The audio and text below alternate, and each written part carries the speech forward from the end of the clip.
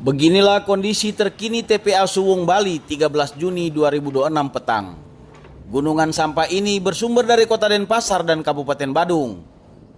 Volume sampah harian di Kota Denpasar mencapai 1.000 ton per hari, sementara Kabupaten Badung memproduksi sampah sekitar 547 ton sampah per hari.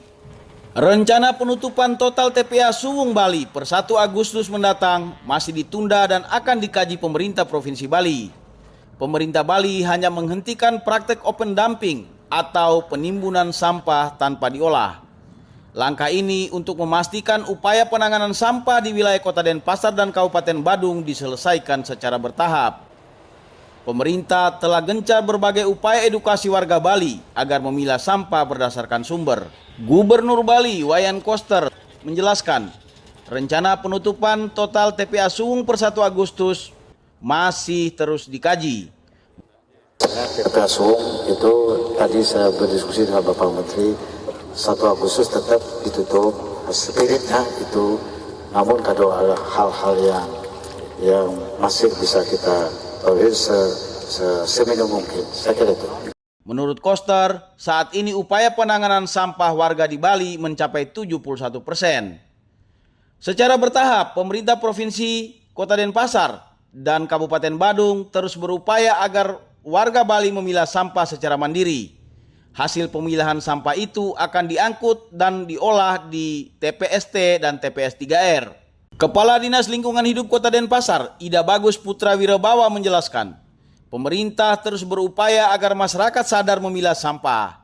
Menurut Gus Putra, melalui Satpol PP akan dilakukan tindak pidana ringan atau tipiring bagi warga yang membuang sampah sembarangan dengan besaran denda mencapai 50 juta rupiah.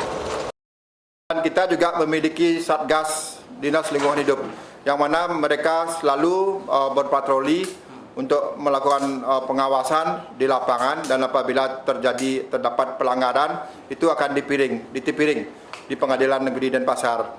Aktivitas yang kita lakukan untuk mengingatkan masyarakat yang membuang sampah, yang melanggar atau membakar sampah sembarangan atau membuang sampah sembarangan, itu kita membuka link untuk menginformasikan kepada pemerintah kota apabila ada masyarakat yang buang sampah sembarangan melalui desa lurah atau ke instansi terkait.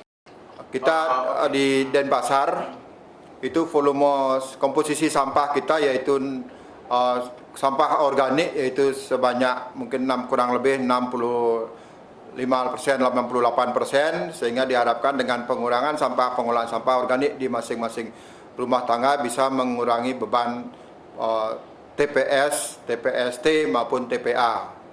Menteri Lingkungan Hidup Muhammad Jumur Hidayat menjelaskan, saat ini pemerintah pusat tengah berupaya agar 34 TPA se-Indonesia dengan sistem open dumping perlahan ditutup.